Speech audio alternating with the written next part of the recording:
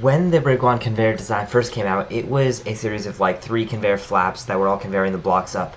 But now that design might have changed. There is another design out there that is seeming really promising and a lot of teams are using it.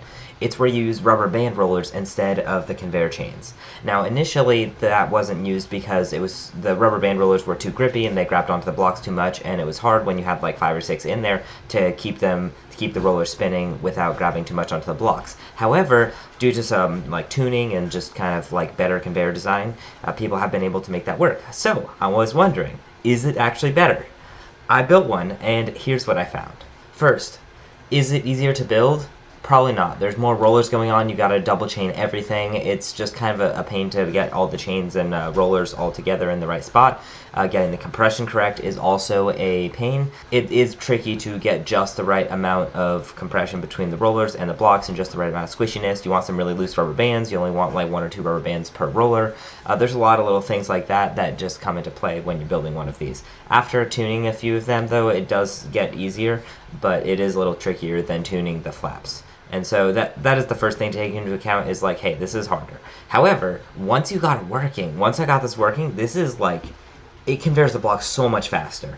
Maybe my flaps could have used some more tuning, but the rubber band rollers like convey all the blocks out super, super fast. I think that this design does in fact have a much faster ceiling top speed for the blocks conveying through the intake.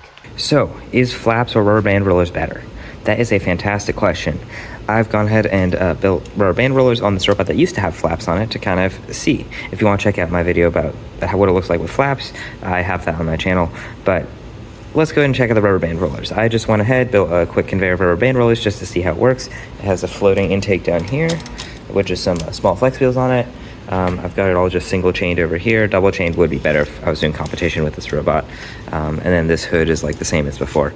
Now if you're watching this and you're like, okay, so this sounds really cool, but I want some like closer pictures of like the inside, what's going on. I have a whole bunch of pictures I want to send you. Go ahead and click the link in the description and I'll send you all the details on that. So we just got 3 rollers here. The friction is pretty good.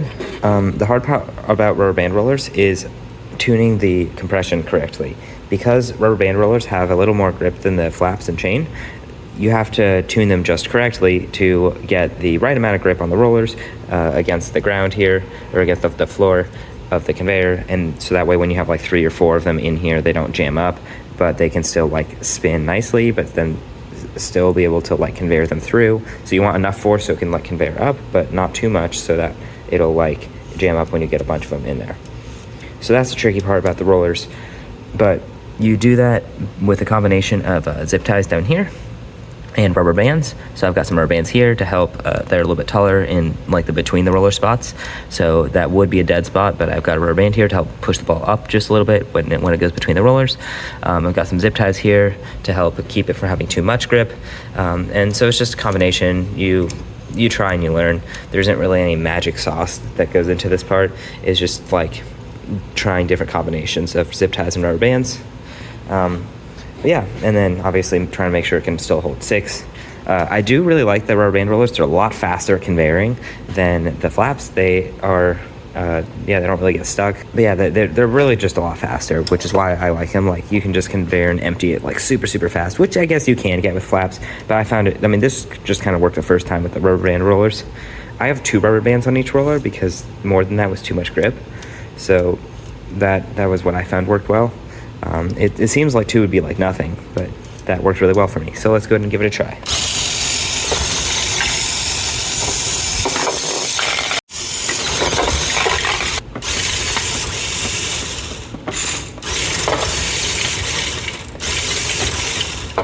So it looks like it works really well. That's what we want to see, just adding those rubber bands, clearing up any dead spots, add them a little bit taller if there is a dead spot, maybe lower them down a little bit if they're jamming with a whole bunch of blocks in it, and yeah, just make sure this one releases pretty nicely where this one is. You gotta get the spacing right between these and the rubber bands right to keep them from flying out here like that. When this one stopped and this one is going, you can try playing around with like reversing this one just a tiny bit or something, but that was one issue I ran into, was where they would like fly out there. Sometimes like a zip tie or something between these rollers could help just to lock up the spot. But yeah, rubber band rollers, in my opinion, do seem to work quite well, and I do understand why a lot of teams use them. So that's what you need to know about rubber band roller conveyors and making them and my thoughts on them. Don't forget to like and subscribe, leave any questions in the comments below, and I look forward to seeing you in the next video.